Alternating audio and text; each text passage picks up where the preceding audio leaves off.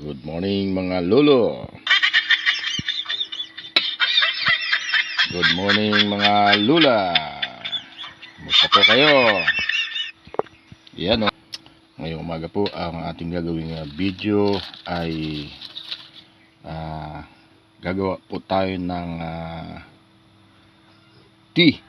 Ayan o. Gagawa po tayo ng herbal tea para po maging healthy po tayo at lumakas po ang mga nanlulupaypay. So yan po guys ang ating gagawin para sa mga nanghihina po dyan sa umaga. Ito po ang pampalakas, yan, pampatigas ng kalooban, yung salabat, luya. Yan po yung nakakatulong para tayo ay lumakas at bumangon ang mga nanlulupaypay. So ito po ay pandan, dahon ng pandan guys. Ayan. So atin pong ilalaga yan. Alangan naman iprito, diba?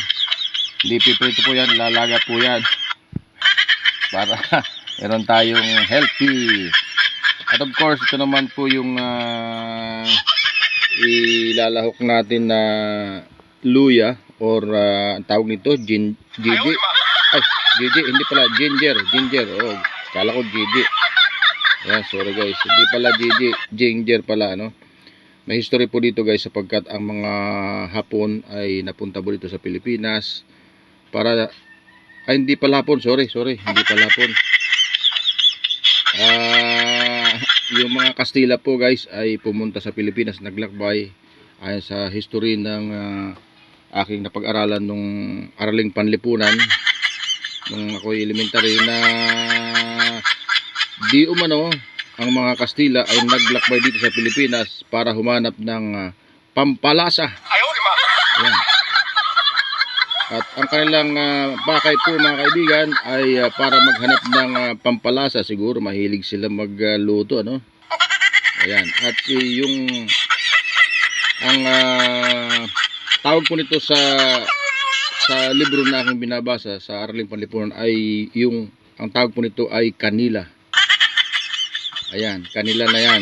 Kanila po ang tawag po ito sa ang nababasa natin sa libro. Kanila. Ayan, Kaya kanila na yan. Ayan. Ito naman po guys ay lemongrass o tanlad. Ito'y karamihan na ginagamit kapag ikaw ay mayroong manok na binabato ng papaya. Ayan, mabango po ito, lemongrass guys. Kapag nakadisgrasya ka ng manok na ngayong kapitbahay ay yan ang dapat ilagay. Ayan. Tanlad po o lemongrass guys. So masustansya din po ito at maganda po ang benepisyo na ating makukuha dito sa lemongrass. Ayan. Ayon sa ating bubuit. Ayan. Happy birthday po sa aking kaibigan na si paring Sebastian. Ayan. Sa kanyang 51st birthday. Kaedid ko lang po yan. At siya po ngayon ay nagsasuffer ng tawag nito. Meron po siyang karamdaman. Ayan. Ayan paring Sebastian. Ayan. Sana ipagalingin ka ng iyong karamdaman at maging maayos ka. At sana hindi na umabot ng madaling araw. Ikaw ay gumaling na. Ayan. Hindi na paabutin ng madaling araw guys at ikaw ay pagalingin na. Ayan. At uminom ka ng pandan tea na may kasamang lemon tea, iced tea, ano ba yan? May kasamang lemongrass at luya. Ito po ay maganda po sa ating katawan mga guys. Kaya ano pang inaantay nyo? Gumawa na kayo ng tea na mula sa luya o ginger ba yun? Ayan, at uminom na araw-araw. Ugaliin po para makatipid po sa budget. Araw-araw ay uminom ng ganito.